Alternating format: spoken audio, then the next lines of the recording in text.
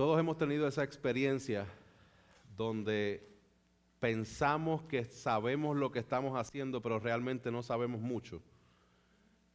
Y pasa muchas veces cuando estamos iniciándonos en la cocina, que creemos que somos los mejores chefs del mundo porque nos gusta comer, pero cuando lo ponemos en práctica nos damos cuenta que, como dicen los puertorriqueños, esos son otros 20 pesos. Ponerlo en práctica y realmente comer son dos cosas diferentes. Y recuerdo esta situación donde usualmente uno cuando hace el arroz blanco por primera vez no te queda bien. Los que se están riendo lo han hecho anteriormente. Nosotros como boricuas hacemos mucho y comemos mucho arroz blanco.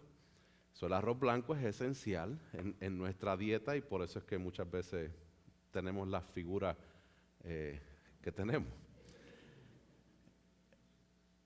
En esos momentos cuando tú empiezas a hacer el arroz y tienes la voz experimentada de una persona que ya lo ha hecho antes y te dice, bájale el fuego, y tú le dices, yo sé lo que estoy haciendo.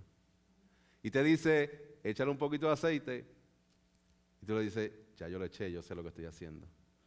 El aceite va de acuerdo a las tazas de agua y las tazas de arroz van de acuerdo a lo que tengas ahí. Yo sé las medidas, no te preocupes. Tienes que dejarlo cierto tiempo, yo sé lo que estoy haciendo. Y ante tanta advertencia y advertencia y advertencia, la persona dando la instrucción, que es la persona con sabiduría y la persona con experiencia, decide, yo no le voy a decir más nada, que quede como quede. ¿Y cómo quedó? Amogollado. Quedó malo, quedó ahumado, quedó feo, quedó horrible. Porque en cierto momento la protección que uno ve como se están intrometiendo en mi vida y diciéndome cómo hacer el arroz, ya esa instrucción de experiencia y de sabiduría ya no está, fue removida y me dejaron a mí solo llevar a cabo lo que yo pensé que sabía, pero que no sé nada. Profesando ser sabio, me hice necio. Hermanos, ese retrato es exactamente lo que estamos viendo en Romanos capítulo 1 del verso 18 al verso 32. La semana pasada comenzamos a exponer estos versos. Usualmente esto es una misma unidad predicable del verso 18 hasta el 32. Como iglesia hemos decidido ir un poco más lentos en la exposición de esta parte porque entendemos que es bien importante de acuerdo a nuestro contexto cultural, a lo que nosotros estamos viviendo hoy día. Es por eso que nosotros hemos dividido un sermón en 3 partes y el día de hoy es la segunda parte de un solo sermón. Este sermón lo comenzamos a predicar la semana pasada, el cual fue titulado La ira de Dios revelada. Y esto es lo que empezamos a ver a partir del verso 18, donde dice la Escritura, porque la ira de Dios se revela desde el cielo contra toda impiedad e injusticia de los hombres, que con injusticia restringen la verdad. Es exactamente lo que hemos visto la semana pasada, lo que veremos hoy, lo que veremos la semana que viene, que Dios manifiesta su ira entregando el pecador al pecado. El apóstol Pablo había dicho a los 4 vientos, yo no me avergüenzo del evangelio porque es poder de Dios para salvación de todo aquel que cree. Él manifiesta de que el poder de Dios ha sido revelado. Gracias.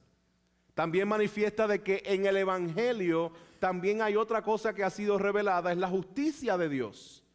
A lo cual tenemos que hacernos la pregunta, ¿por qué Dios está revelando su justicia? A lo cual él empieza a detallar desde el verso 1:18 hasta el verso 20 del capítulo 3. Hay una parte bien extensa en la cual Pablo, el apóstol, aquí a los romanos les está explicando con lujo de detalles, así es el pecado, así es tu pecado, y por eso es que es tan importante la cruz de Cristo. Entonces, ¿qué es lo que hemos visto hasta ahora? Vimos la gloria de Dios revelada, vimos la justicia de Dios revelada en el evangelio, y aquí vemos la razón de la ira de Dios revelada. ¿Y por qué se está revelando la ira de Dios? Les recuerdo que cuando está hablando de la ira de Dios revelada, no está diciendo del juicio futuro o de la ira de Dios en el juicio futuro. Está hablando de una ira que está siendo revelada. Tiempo presente. Sí, va a haber un juicio, sí se va a derramar la ira de Dios en el juicio final. Y eso va a ocurrir. Y vamos a llegar ahí en el capítulo 2, porque el capítulo 2 habla de eso. Pero ahora él está explicando el hecho de que la ira de Dios se revela, se está revelando en ese momento. ¿Por qué se revela? Bueno, porque el hombre restringe la verdad debido a su maldad. Eso lo vemos en el verso 18, el verso 19. Dice que lo que se conoce acerca de Dios es evidente. ¿Y cómo sabemos que es evidente? Bueno, porque Pablo dice, porque Dios mismo se lo dio a conocer. ¿Cómo? Por medio de la creación. Por medio de la creación, Dios ha mostrado sus atributos invisibles, su eterno poder, su deidad. ¿Y qué hizo el hombre? La rechazó, la restringió. Por lo tanto, Pablo dice, el ser humano no tiene excusa, porque aunque conocían a Dios, verso 21, no lo honraron ni le dieron gracias, se hicieron vanos en sus razonamientos y su corazón fue entenebrecido. Verso 22. Creyendo ser sabios, se volvieron necios. Creyendo saber cómo hacer arroz, les está saliendo amogollado. Cambiaron la gloria del Dios incorruptible por la imagen de hombres corruptibles, de aves, de cuadrúpedos y de reptiles.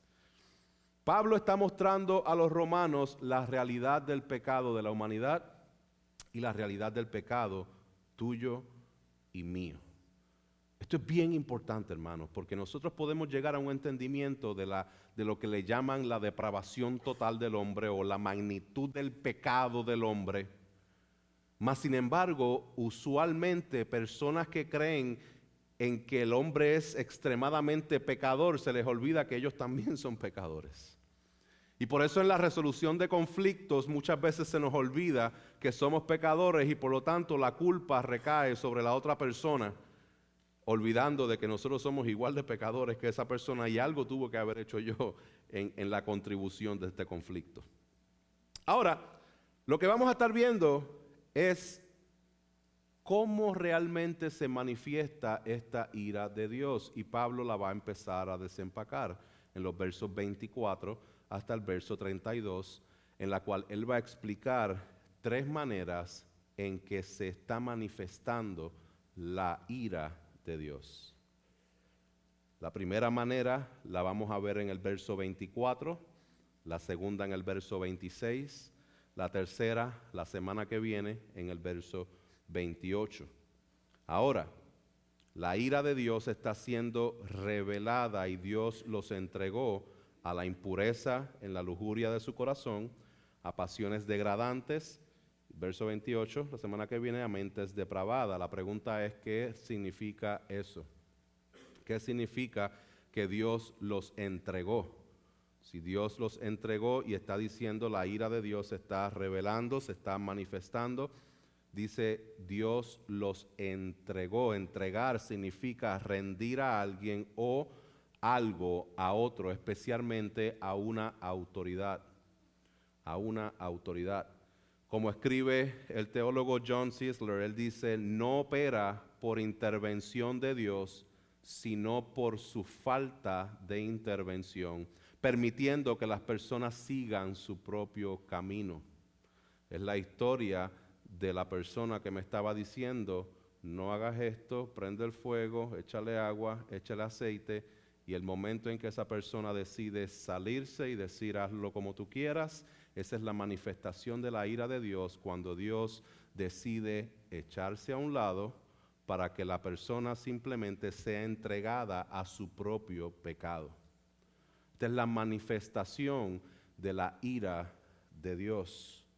John Stott dice lo siguiente acerca de este tema. Él dice, Dios abandona a los tercos pecadores a su consciente egocentrismo y el resultante proceso de degeneración moral y espiritual debe entenderse como un acto judicial de parte de Dios. Tim Keller lo describe de esta forma. Y como ven, estoy utilizando las ayudas de varios teólogos en este punto. Él dice, lo peor que nos puede pasar es que Dios nos dé de lo que nuestros corazones sobredesean. Lo peor que Dios nos puede hacer hoy día con nosotros es entregarnos a pasiones desordenadas. Les voy a dar un simple ejemplo. Una persona que es adicta a su trabajo, el trabajo es bueno, pero es una persona que está completamente sumergida y con prioridades desorganizadas y está completamente sumergida en su trabajo y lo que hace es trabajar y trabajar y trabajar y trabajar. No puede servir en la iglesia, no puede buscar de Dios, no puede hacer su rol de padre ni de esposo porque está trabajando, trabajando y trabajando y trabajando. Y esta persona anhela una promoción. La ira de Dios puede ser manifestada sobre esta persona, Dios otorgándole una promoción en su trabajo. Porque es el ídolo que esta persona tiene, es lo que esta persona se ha rendido completamente su vida, descuidando todas las demás cosas. Lo peor que puede pasar en nuestras vidas es que nos sumerjamos en el pecado. Lo peor que puede Dios hacer a los seres humanos en el presente es dejarlos alcanzar sus metas idólatras. Su sentencia es entregarnos al poder destructivo de la idolatría y del mal. La gran tragedia es que escogemos para nosotros mismos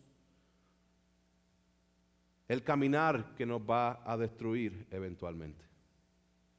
Vamos a ver cuál es esa primera entrega de la cual habla el apóstol Pablo a los romanos, una entrega, una manifestación de la ira de Dios entregar al hombre a su propio pecado. Lo vemos en el verso 24 y 25, donde Dios los entregó a la impureza de la lujuria de sus corazones. Leo.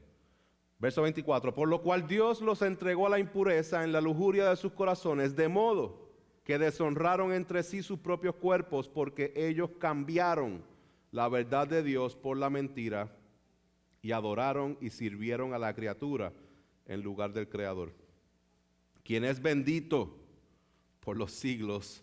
Amén. Dios los entregó a la impureza en la lujuria de sus corazones. Vamos a desempacar eso para que lo entendamos bien. ¿Qué es exactamente la impureza? La impureza es inmoralidad, es inmundicia.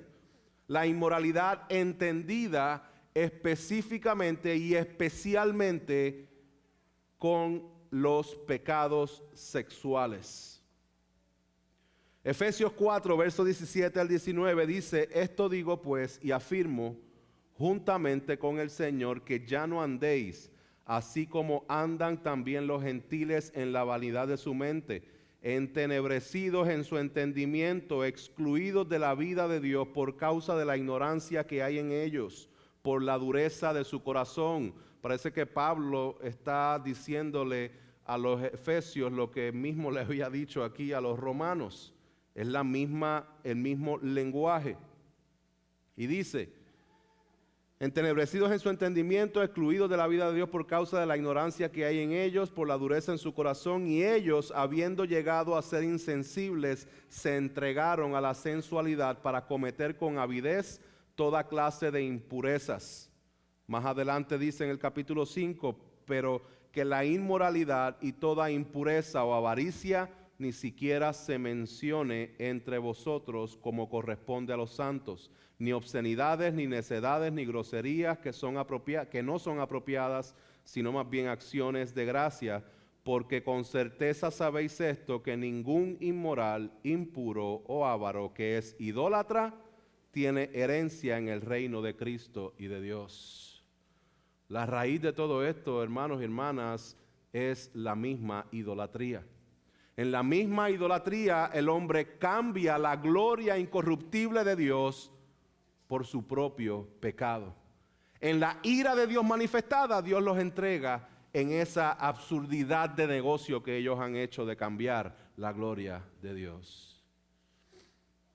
Quiero que quede claro, hermanos, cuando estoy hablando de ellos, estoy hablando de los hombres a los cuales Pablo describe, el cual estamos incluidos tú y yo.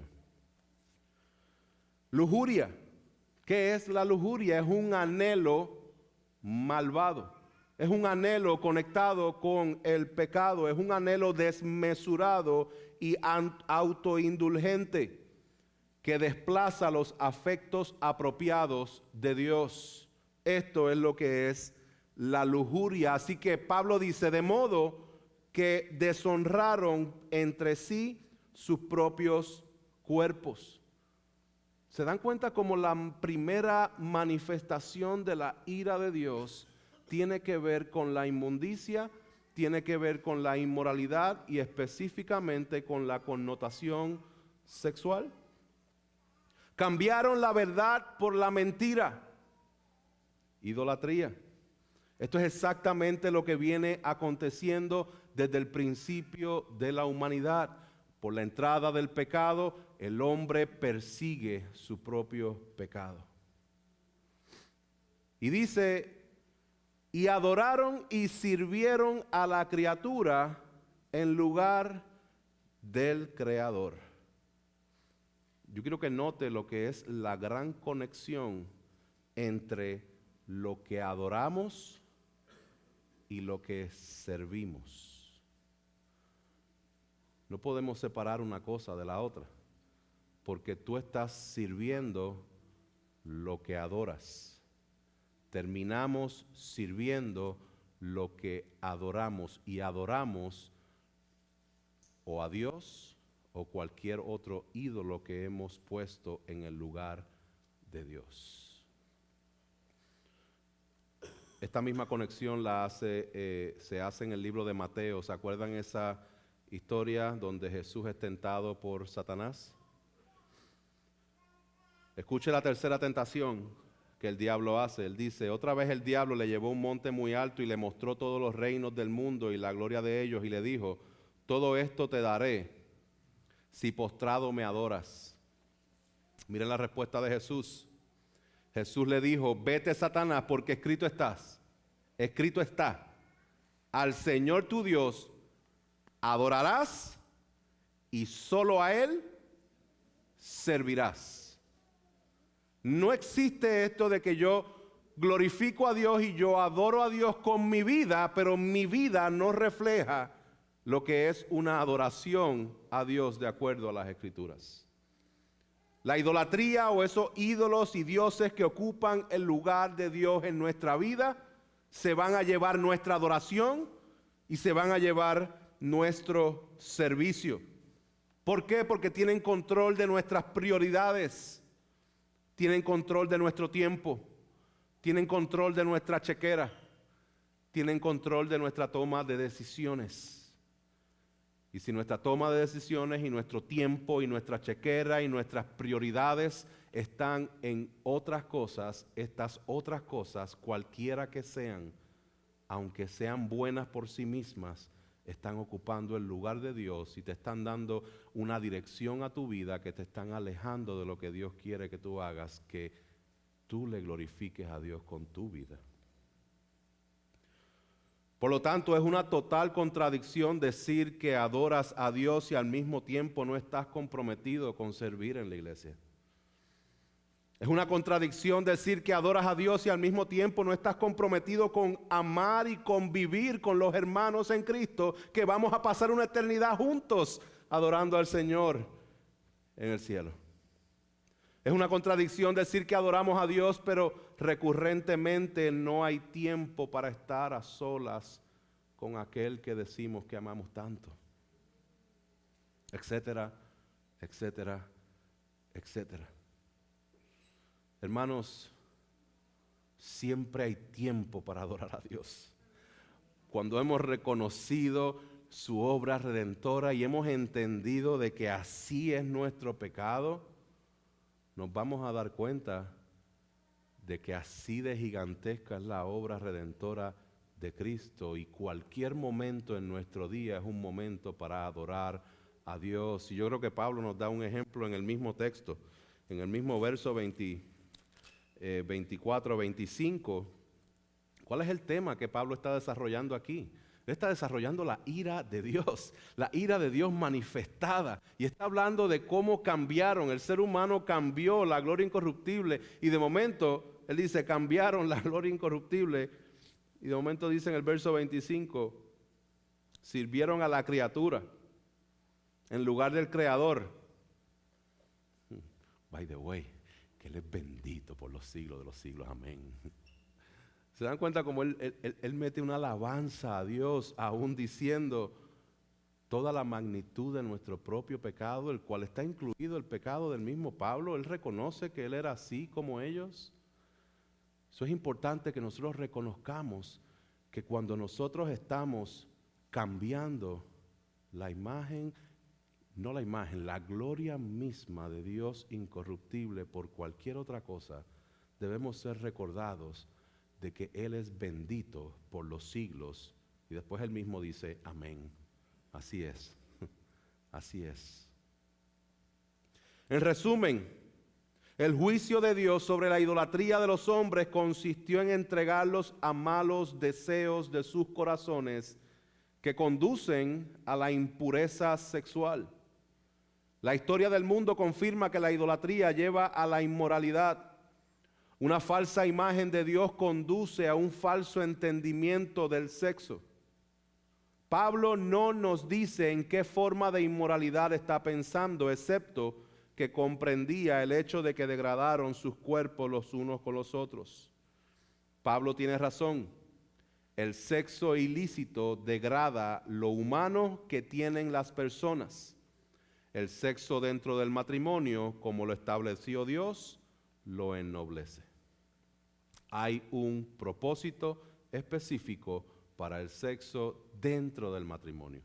Y cuando lo sacamos de ese contexto, le estamos diciendo a la que nos está ayudando a hacer el arroz, yo sé hacer esto, yo sé cómo funciona, no me digas nada. Lo peor que puede pasar es que Dios decida dejar de decirte algo. Les recuerdo que Dios manifiesta su ira entregando el pecador al pecado. Segunda entrega la vemos en los versos 26 y 27, donde dice que Dios los entregó a pasiones degradantes. Verso 26, por esta razón Dios los entregó a pasiones degradantes porque sus mujeres cambiaron la función natural por la que es contra la naturaleza. De la misma manera también los hombres, abandonando el uso natural de la mujer, se encendieron en su lujuria unos con otros, cometiendo hechos vergonzosos hombres con hombres y recibiendo en sí mismos el castigo correspondiente a su extravío. Desempaquemos esto juntos. Esta segunda entrega es una entrega a pasiones degradantes. Las pasiones en sí no son necesariamente malas, una pasión o el pathos. Es una emoción, es un sentimiento fuerte, debemos estar apasionados por las cosas correctas, pero aquí está diciendo específicamente que son pasiones degradantes, pasiones que causan vergüenza y desgracia. ¿A qué pasiones degradantes se está refiriendo Pablo aquí? Bueno, él lo explica. La mujer cambió la función natural por la que es contra la naturaleza. Hay un diseño establecido por Dios, hay una forma en que Dios ha establecido lo que es la sexualidad. Y aquí vemos que la mujer ha cambiado esa función natural por una función contra la naturaleza, y el hombre no se queda atrás porque dice de la misma manera, el hombre, abandonando el uso natural de la mujer, se encendieron en su lujuria unos con otros, cometiendo hechos vergonzosos hombres con hombres y recibiendo en sí mismos el castigo correspondiente a su extravío. Pablo está explicando con suma claridad, inspirado por el Espíritu Santo, que el homosexualismo es el pecado más explícito sobre el intercambio trágico que hacemos del propósito original por un propósito distorsionado.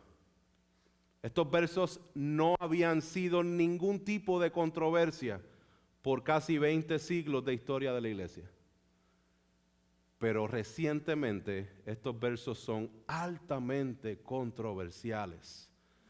con personas que tratan de alimentar sus propias pasiones degradantes, y la única forma que pueden hacerlo es agarrando la palabra y distorsionándola para poder acomodar sus propias posturas.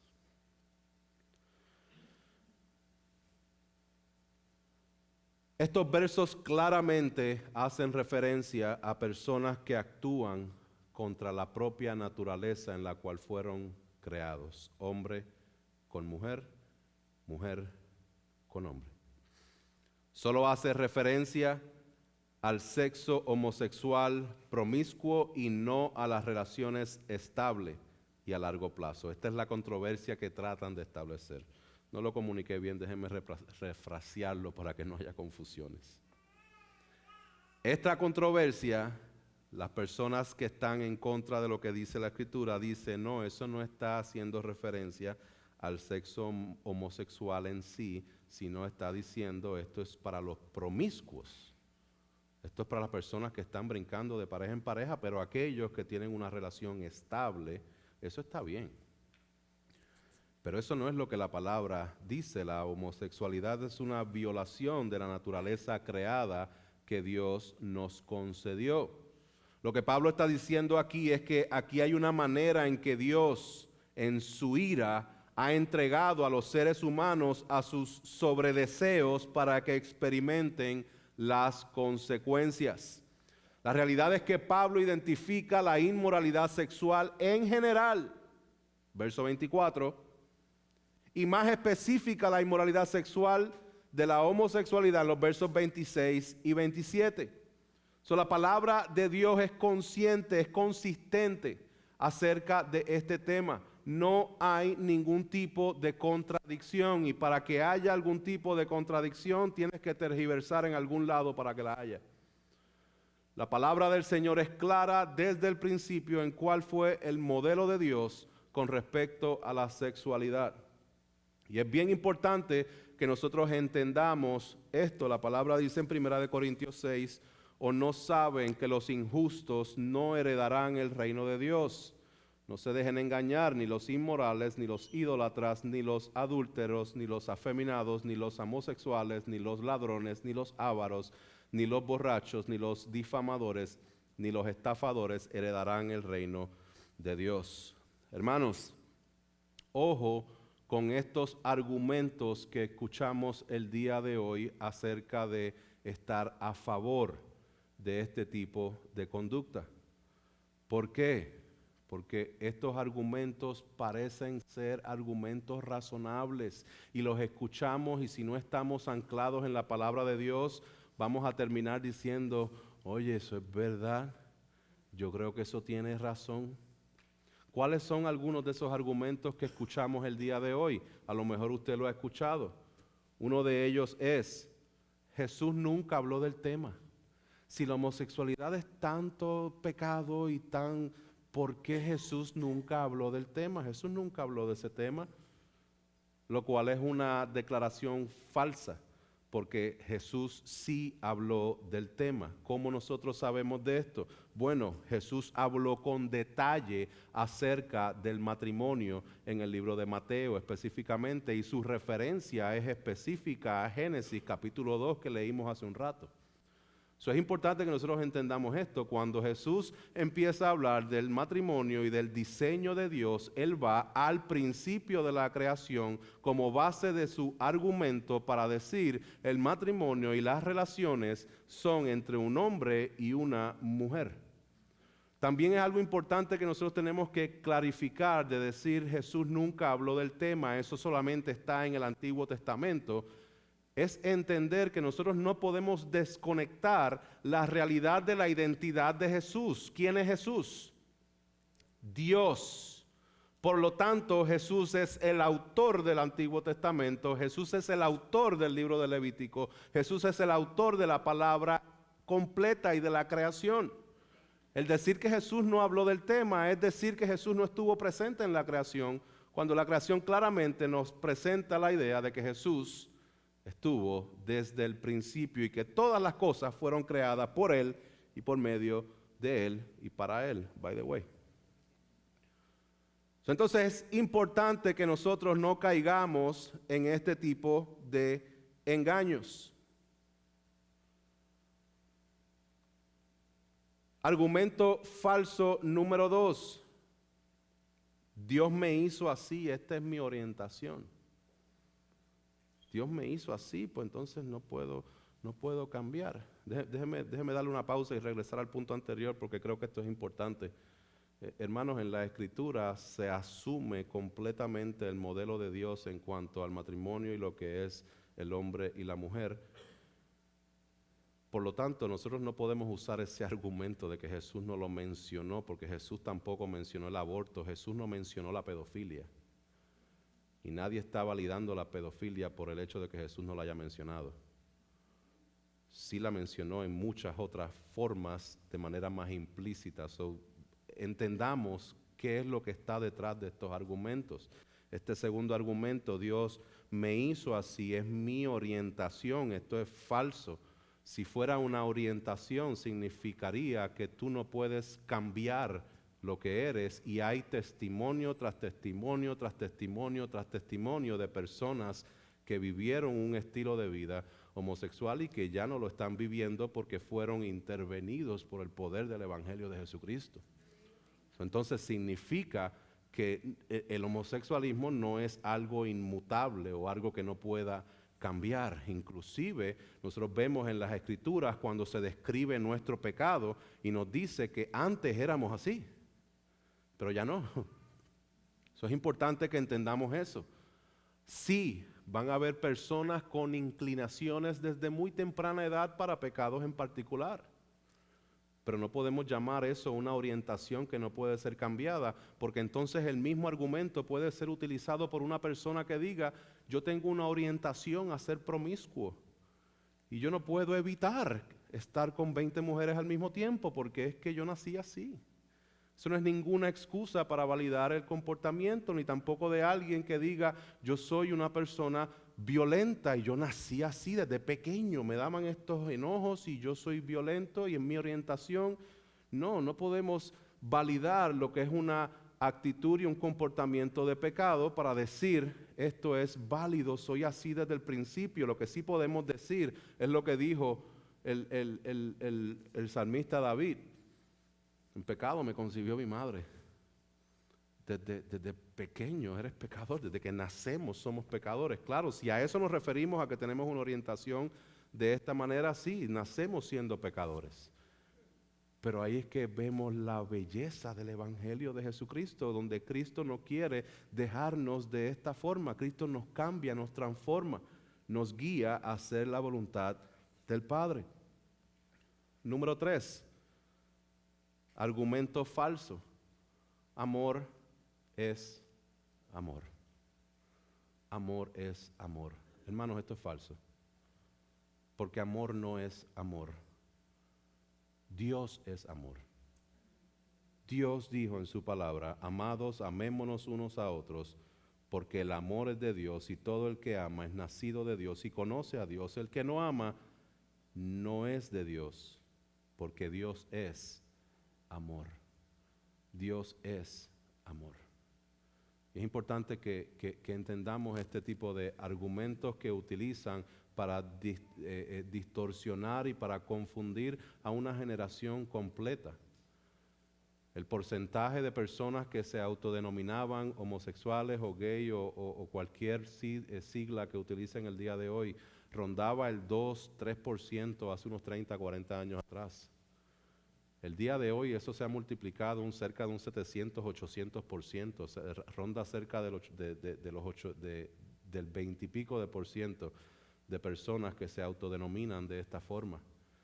Esto lo vamos a hablar la semana que viene, cómo Dios los ha entregado a mentes depravadas, donde ahora hay ideologías diferentes que son totalmente contrarias a las Escrituras. Entonces es importante que entendamos este tipo de dinámicas para que permanezcamos anclados en la palabra de Dios, porque Dios es amor y con el amor de Dios es que nosotros tenemos que manejar este tipo de asuntos. Como les dije, esto vamos a hablarlo un poco más la semana que viene. Aquí vemos dos maneras en las cuales la ira de Dios ha sido manifestada, en la cual Dios entrega al pecador a las lujurias de su corazón y Dios entrega al pecador a pasiones degradantes.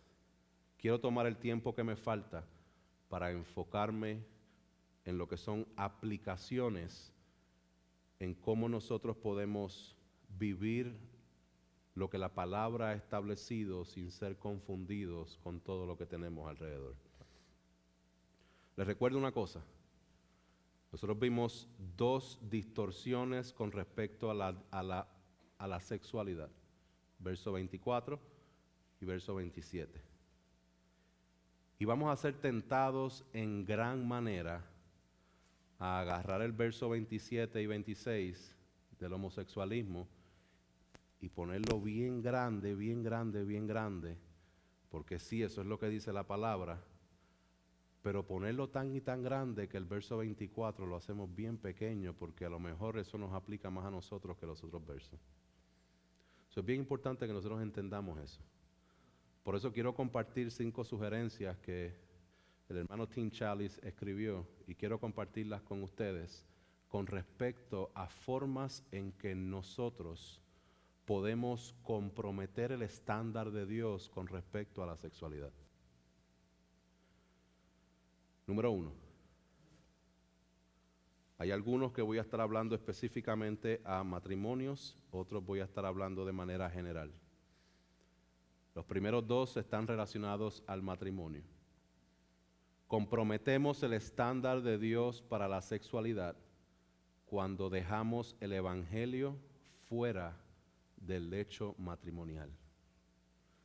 No entendemos el evangelio y no entendemos cómo es que nuestra sexualidad y el evangelio están conectados.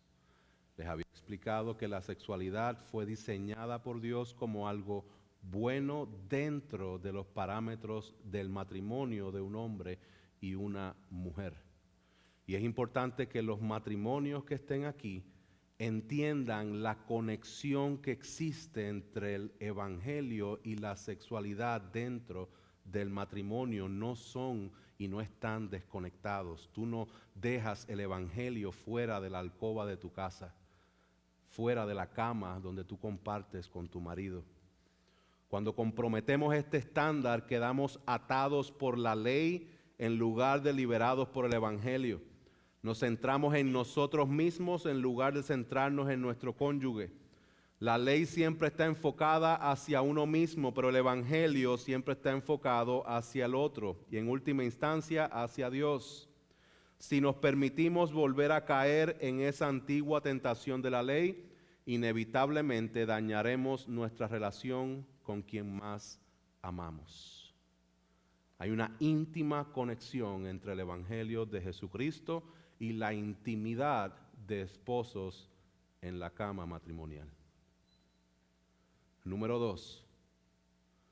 Comprometemos el estándar de Dios para la sexualidad, dirigido para matrimonios también, cuando desobedecemos el claro mandato bíblico de que en el matrimonio debemos tener relaciones sexuales y que debemos tenerlas voluntariamente, con frecuencia y con alegría. Dios pone estipulaciones sobre la relación sexual. Se le permite dejar de tener relaciones sexuales, pero solo por un tiempo limitado y solo si ese tiempo limitado es dedicado a la oración. Eso es todo. Van a enfocar en la oración, ok, absténganse. Mientras tanto, no se abstengan. En la relación matrimonial se nos dice que el marido y la mujer tienen derecho el uno al otro, el derecho al cuerpo del otro. El sexo no es una sugerencia, no es tan solo una buena idea o un bonito regalo para dar. Es un derecho porque en la economía del matrimonio de Dios es una necesidad. Y quiero que escuchen y reflexionen en la siguiente pregunta. Si hay algo que está distorsionado el día de hoy, donde quiera que usted ve, tiene alguna connotación sexual, yo quiero que ustedes reflexionen en esta pregunta. ¿Ha considerado alguna vez que el gran plan de Satanás para ti es que tengas la mayor cantidad de actividad sexual fuera del matrimonio y la menor cantidad de actividad sexual dentro del mismo? Por eso es que hay matrimonios que no tienen ningún tipo de actividad sexual y piensan que esto es algo separado de mi vida, de servir al Señor, y está totalmente desconectado del Evangelio. El plan de Dios, en lo opuesto a lo que es el plan de Satanás, es de tener relaciones y actividad mientras más se pueda dentro del matrimonio, nada fuera del mismo. Todas estas cosas van a requerir que nosotros hagamos evaluaciones serias de nuestra vida, que busquemos consejería con respecto al tema. Es algo que no se descifra tan rápido así de decir, oh, ya con eso yo puedo cambiar mi vida matrimonial el día de hoy. No, stop. Es importante que empezamos a adentrarnos en cómo esto está conectado al Evangelio de Jesucristo. Y el momento en que empiezas a escuchar lo que estoy diciendo desconectado del Evangelio de Jesucristo, es el momento en que el pecado va a estar dominando la dirección de tu cama, de tu matrimonio y de tu hogar. Es importante que mantengamos todo lo que hacemos conectado a la obra redentora en la que cual Cristo se ofreció y se sacrificó a sí mismo para salvarnos. La connotación de la sexualidad en el matrimonio es una connotación de sacrificio, es una connotación que va conectada al Evangelio de Jesucristo. No la desconectes. Número 3. Comprometemos el estándar de Dios para la sexualidad cuando no, y esto es para padres, cuando no capacitamos a nuestros hijos para que comprendan el buen diseño de Dios para el sexo y cuando no lo capacitamos para evitar la tentación sexual. Hermanos, hay momentos y hay tiempos para hacerlo. Si usted se sienta a ver los muñequitos con su hijo de 5, de 6 años, usted se va a dar cuenta de que los muñequitos le están enseñando sexualidad a sus hijos. No les estoy mintiendo, simplemente haga el ejercicio. En el nivel de ellos, pero le están enseñando cosas acerca de la sexualidad. Por favor, tenga cuidado, observe, monitoree lo que sus hijos están viendo y no solamente póngales restricciones, enséñele cuál es el modelo de Dios y cuál es el rol del hombre y de la mujer de acuerdo a la palabra de Dios. Capacite a sus hijos. Va a llegar el momento donde la pregunta de cómo se hacen los bebés, a lo mejor va a ser una pregunta que se lo vas a presentar de manera bien amplia, pero si el nene tiene 12, 13, 14 años, no le menciones la cigüeña. No le menciones algo que sea totalmente apartado de las Escrituras. ¿Por qué? Porque ellos ya están expuestos en la escuela y en otros lugares. Enséñalos y capacítalos sobre el tema. Número 4. Comprometemos el estándar de Dios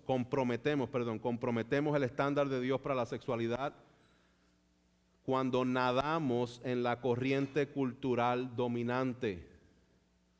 Hermanos, si nuestro medio de entretenimiento son cosas que están tirando por el piso el diseño de Dios con respecto a la sexualidad, y eso es lo que nos hace reír, y eso es lo que nos entretiene, y oh no, aquí no hay nada homosexual, sí, pero hay una actividad adúltera, hay una actividad fornicaria, hay una actividad que está diciendo algo contrario a la palabra de Dios, pero esto está bien que yo lo vea, pero esto no está bien. No podemos tener una doble moral con respecto a este tipo de cosas. ¿Con qué nos estamos entreteniendo? Usted ve series como Friends, por decir una, que es una serie que fue en los 90, que ya no está y que todavía al día de hoy hace muchas referencias.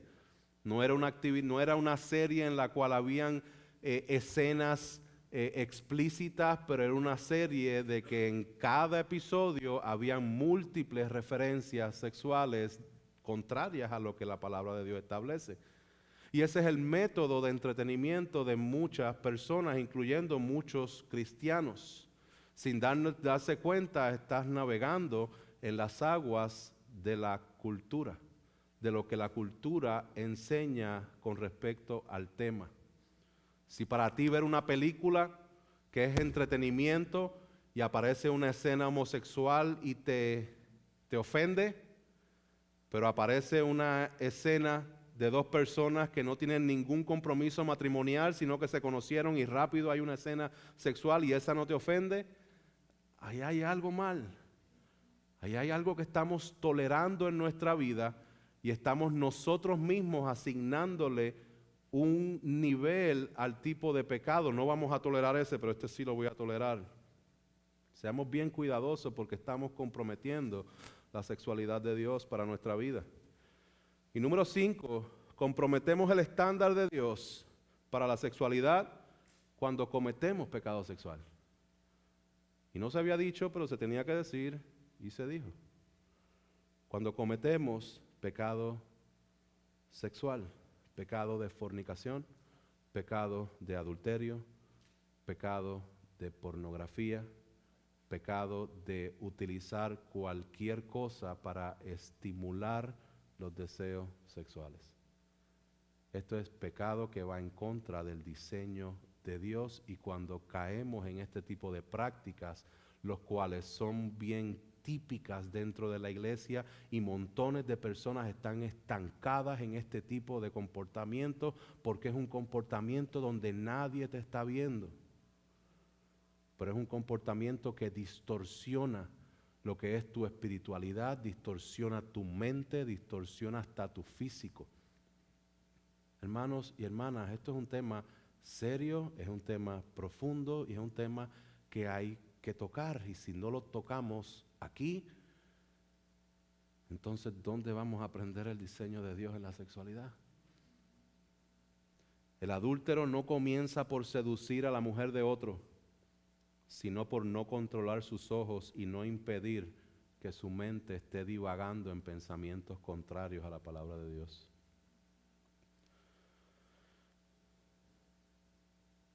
Ahora quiero transicionar con respecto a la homosexualidad. Quiero decir dos cosas principalmente. Número 1, este pecado no debe ser minimizado. No debe ser minimizado. Es pecado porque está en contra del diseño natural de Dios. Al Mohler dijo lo siguiente, él dice: la aceptación de la homosexualidad por parte de los cristianos solo puede hacerse a expensas de doctrinas críticas y en última instancia solo a expensas del cristianismo mismo. Las dos no pueden coexistir. ¿Por qué debemos levantar nuestra voz en contra de este pecado? ¿Porque este pecado es el peor de los pecados? No. Por la sencilla razón de que el mundo ha levantado la voz a los cuatro vientos y nos están metiendo por ojo, boca y nariz que esto está bien, y están gritando esto está bien, y no solamente está bien, debes sentirte orgulloso por esto. Y si te sientes orgulloso, vente, vamos a celebrarte. Esto es lo que el mundo está enseñando, y si no piensas de esa manera, no es que tienes un criterio diferente, es que eres un odioso, es que eres y hay montones de nombres, intolerante y cuánta cosa hay. Es importante que nosotros entendamos eso. Toda la dinámica que se está estableciendo ha sido trabajada por décadas, cambiando el sistema de pensamiento de las personas. Otra vez, vamos a hablarlo de eso la semana que viene, pero es por eso que debemos levantar nuestra voz en contra de este pecado. Ahora, habiendo dicho eso, no debemos minimizar esto, pero tampoco debemos maximizarlo. Me explico.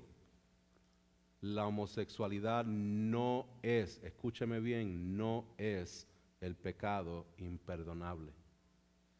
No es el pecado imperdonable.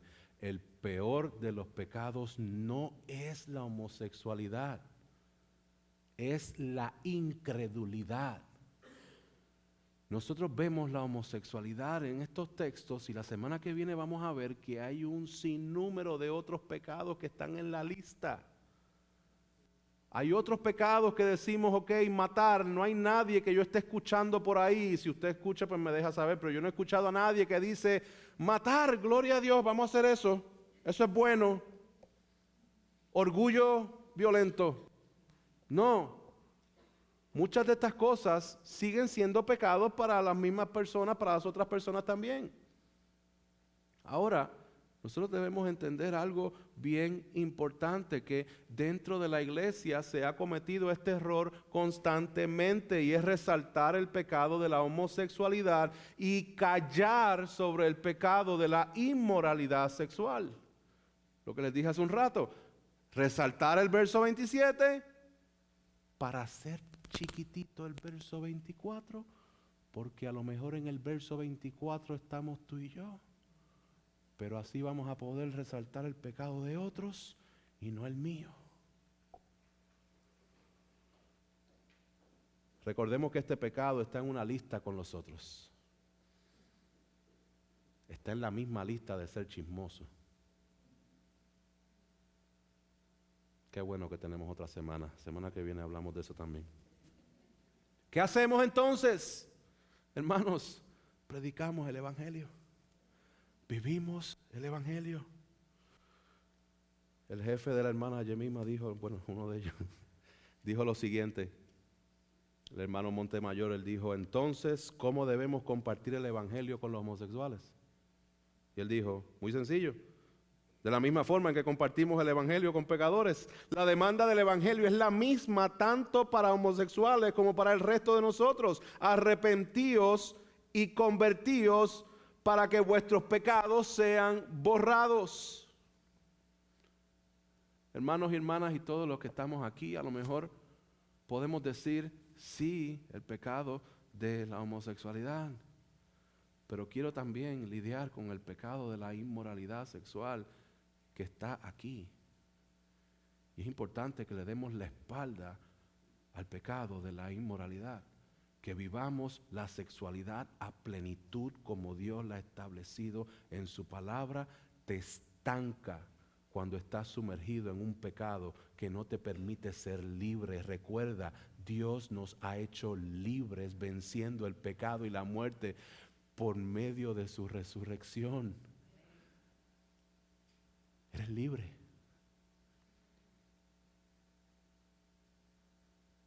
Eres libre. En Cristo eres libre de la atadura del pecado, incluyendo el pecado de la inmoralidad sexual que no te atreves a compartir con nadie. Eres libre en Cristo. Pongamos las barreras, escuchemos la voz del que nos está diciendo, bájale el fuego, súbele el fuego, échale agua, échale aceite al arroz. Sigamos las instrucciones, porque no es algo que nos destruye, es algo que nos va a edificar y vamos a poder vivir a la plenitud de la bendición de lo que Dios ha establecido en su palabra, porque Dios es bueno. Dios es bueno. Al mismo tiempo, ¿quién dice que aquí no pueden haber personas que estén luchando con pensamientos de atracción sobre el mismo sexo? Personas que estén luchando con la homosexualidad. Es la misma salida. Cristo es la respuesta. No creas que no hay salida. No creas que la iglesia no te recibe. Nosotros recibimos a todo el mundo que está en Cristo. Y Cristo te va a dar una nueva vida en Él. Y Cristo no te va a dejar igual, y Cristo te va a transformar. Hay esperanza en Cristo. Hay esperanza en Cristo. Esto es tremendo, hermanos, porque lo que nosotros vemos, se me acabó el tiempo, perdón. Lo que nosotros vemos en el mundo es que el mundo se ha encargado de decirle a las personas que su identidad está en su sexualidad. Oh, por favor, no te identifiques solamente por una pequeña área de tu vida. Tu identidad es mucho más grande que tu sexualidad. Y en Cristo, la palabra dice que somos sus hijos.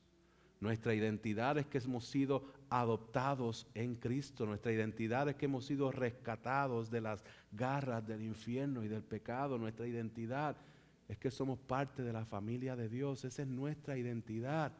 Y si estamos en Cristo, la palabra dice que nada ni nadie nos podrá arrebatar de su mano.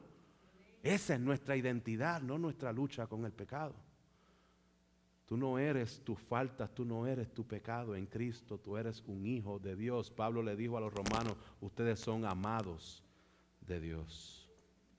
Por último, les recuerdo que hay 4 entregas, ya hemos hecho 2. Las 3 entregas de la manifestación de la ira de Dios, a la lujuria de los corazones, a las pasiones degradantes, a la mente depravada, pero hay algo más que Cristo, que Dios entregó y fue a su Hijo Jesucristo. La semana pasada se los mostré en Romanos 8, ahora se los voy a mostrar en Romanos 4, donde habla de que Abraham fue justificado por la fe y nosotros también somos justificados por la fe. Verso 23 dice, y no solo por él fue escrito que le fue contada, sino también por nosotros, a quienes será contada como los que creen en aquel que levantó de los muertos a Jesús nuestro Señor, que fue entregado por causa de nuestras transgresiones y resucitado para nuestra justificación.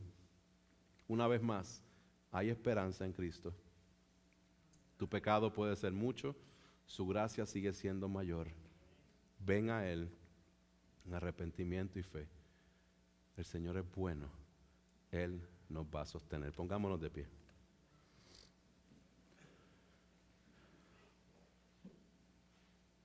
Padre Celestial, te damos gracias y te damos gloria y honra. Yo te pido, Señor amado, que ante un mensaje con tanta información que pudiera ser sensitiva, que tu Espíritu Santo sea dando convicción de pecado y convicción y fe, para que podamos correr a ti en arrepentimiento y fe. Padre Celestial, yo te pido que tú nos ayudes a vivir en pureza, vivir de acuerdo a tu palabra, y reconocemos, Señor, que como estudiamos en la clase el día de hoy, para nosotros esto es imposible, pero para Dios todas las cosas son posibles. A ti damos la gloria y la honra, en el nombre poderoso de Jesús. Amén y amén.